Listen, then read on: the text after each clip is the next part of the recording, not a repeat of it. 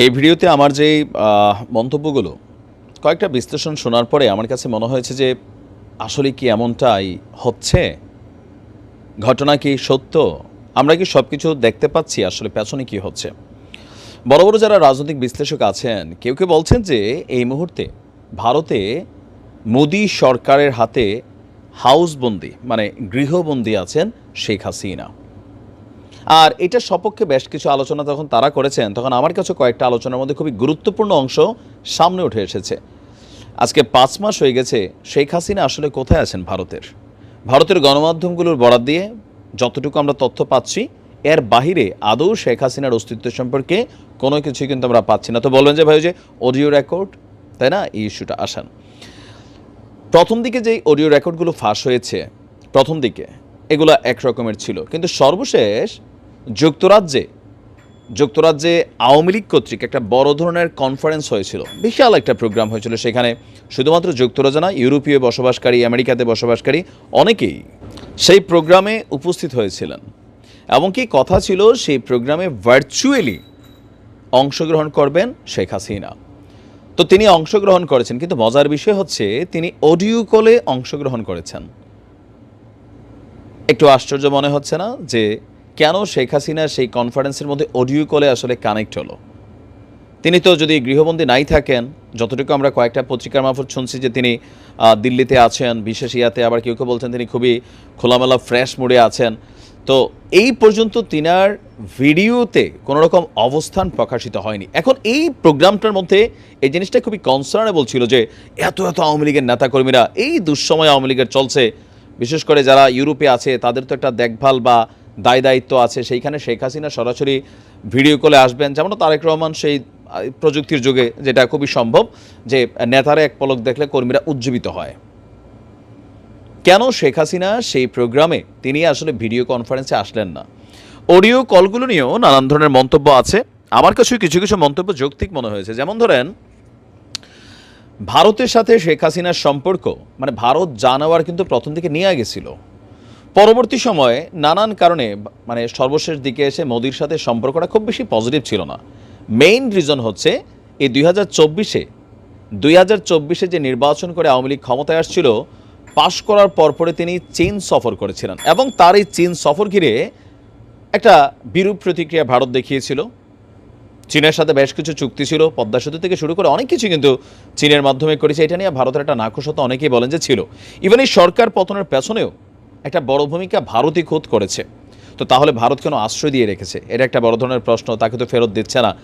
এখন শেখ হাসিনাকে আটকায় রেখা একটা গেম তো ভারত খেলতেছে। মানে এগুলো আমার ব্যক্তি মতামত, সামহাউ কিছু মতামত শুনি বা কিছু পড়ি আর্টিকেল, দেন মনে হয় যে কোথাও না কোথাও তো একটা কিন্তু আছে। আসলে ভারত শেখ হাসিনাকে নিয়ে কি বাংলাদেশকে একটা ওয়ান কাইন্ড অফ জিম্মি টাইপের খেলা খেলছে? জিম্মি টাইপের খেলাটা কিভাবে খেলছে যদি আমি বলি, রানিং সরকারকে কন্ট্রোলে নেওয়ার জন্য শেখ হাসিনাকে ভারত রাখা জরুরি। যেমন ধরেন, টুস করে ঢুকে পড়বো, সারা বাংলাদেশের মধ্যে ভয়টা, এই মিছিল মিটিং এই সেই আন্দোলন শুরু হয়ে গেল, মানে অন্তর্বর্তী সরকার ভয় পাচ্ছে। এখন যদি শেখ হাসিনাকে ফেরত পাঠাইয়াই দেয়, তিনি চলে আসেন, গ্রেপ্তার হবেন, জেলে আছেন, ঘরের মেয়ে ঘরে আছে, সরকারের জন্য টেনশনের কিছু হবে না। যতক্ষণ পর্যন্ত তিনি সীমানার বাইরে আছেন টেনশন তো কাজ করবেই। কখন শেখ হাসিনা ঢুকলো রে, কখন আওয়ামী লীগ আবার রাজপথে নামলো রে। অন্তর্বর্তী সরকারের মধ্যে কিন্তু এই ভয়টা আছে। সমন্বয়কদের মধ্যে 100-তে 150 আছে না? আছে। কেন? আওয়ামী লীগ রিটার্ন করলে সবার আগে যাদেরকে শায়েস্তা করবে এরা হচ্ছে সমন্বয়ক। এমনকি একজন না, এদের ফুল ফ্যামিলি পর্যন্ত আওয়ামী লীগ কিন্তু ঘটনা ঘটাবে, এটা হচ্ছে খুবই বাস্তবতা। তো এখন এই যে ডর ভয় এগুলা দেখানো সম্ভব শুধুমাত্র যতক্ষণ শেখ হাসিনা বাংলাদেশের বাহিরে আছেন।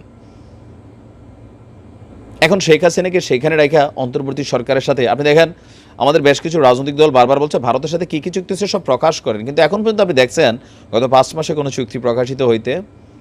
ভারতের সাথে কোনো রকম মানে ওই ইন্টারনেট একটা ইন্টারনেট খালি বাংলাদেশের উপর দিয়ে যাইতে দিব না। এছাড়া বাকি যে জিনিসগুলো আছে আপনি কোথাও কোন জায়গাতে আপনি গ্যাপ দেখছেন? বড় ধরনের ডিল, চুক্তি, ট্রানজিট এ টু জেড কোথাও না।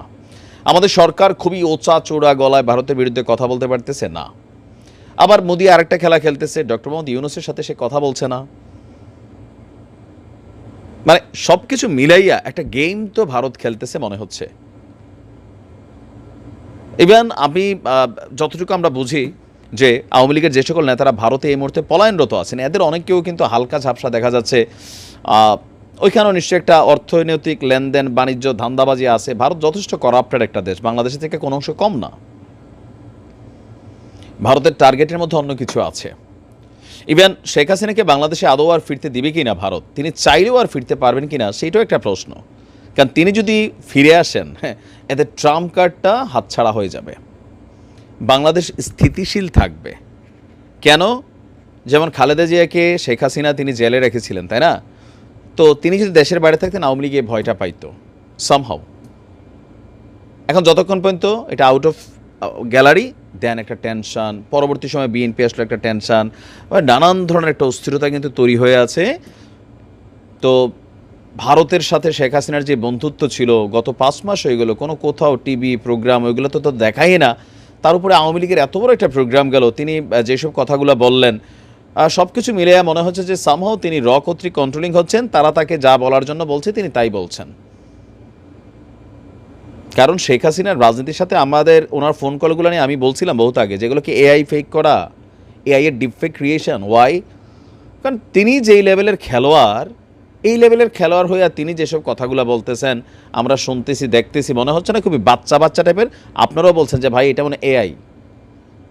এখন এই কলগুলো যদি সত্যি সত্যি হয়, তার মানে শেখ হাসিনা কেন এমন ধরনের কথা বলছেন? নর্মালি একটা বাচ্চা এই ধরনের কথা বলার কথা না। হয়তো একটি স্ক্রিপ্ট হাতে ধরাই দিচ্ছে যে আপনি পড়েন। বলা হয় থাকে যে 1975 সালে বঙ্গবন্ধু শেখ মুজিবুর রহমানের মৃত্যুর পেছনেও ভারতের হাত আছে, শহীদ প্রেসিডেন্ট জিয়াউর রহমানের মৃত্যুতেও ভারতের হাত আছে। এগুলা আমার ব্যক্তিগত পারসেপশন, অনেকের কাছে গ্রহণীয় হইতে পারে, নাও হইতে পারে, কিন্তু কোথাও না কোথাও পৃথিবীর মানচিত্র থেকেই শেখ হাসিনা মিসিং হয়ে গেছেন। যদি তিনি সত্যি সত্যি স্বাধীন হয়ে থাকেন, কোথাও না কোথাও, কোথায় আছে শেখ রেহানা? আপনি দেখেন তো। শেখ হাসিনার একটা বড় দুর্বলতা হচ্ছে তার বোন শেখ রেহানা। শেখ রেহানারও কিন্তু কোথাও দেখা যাচ্ছে না। তিনি যুক্তরাজ্যের, কোন দেশে জানি, ভুলে গেছি, ফিনল্যান্ডের তার সিটিজেন আছে। তো তিনি কি ফিনল্যান্ড গেছেন? আবার আমরা পুতুলকে দেখছি মায়ের সাথে কোনো রকম দেখা সাক্ষাৎ নাই। আমরা শুনছি সজীব ওয়াজেদ জয় তিনি কি ভারত গিয়েছেন রিসেন্টলি? কেন যাচ্ছেন না?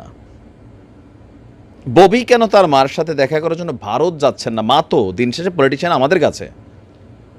কুছ তো ভাই গারবার হে। যত দিন যাচ্ছে এটাই মনে হচ্ছে। আর বিশেষ করে শেখ হাসিনার যে লাস্ট কয়েকটা ওনার যে অ্যাক্টিভিটিস, সব কিছু মিলে আমার কাছে কেমন জানি অঙ্কটা মিলছে না। বাকি যারা বিশ্লেষকরা এই আলোচনাগুলো করছেন যথেষ্ট যৌক্তিক কারণ আছে। দেখা যাক কখন তিনি সশরীরে হাজির হন মিনিমাম লেভেলে ভিডিওতে, মানে তখন হয়তো বুঝবো আমরা যে আসলে কী ঘটছে। ভালো থাকুন, আসসালামু আলাইকুম।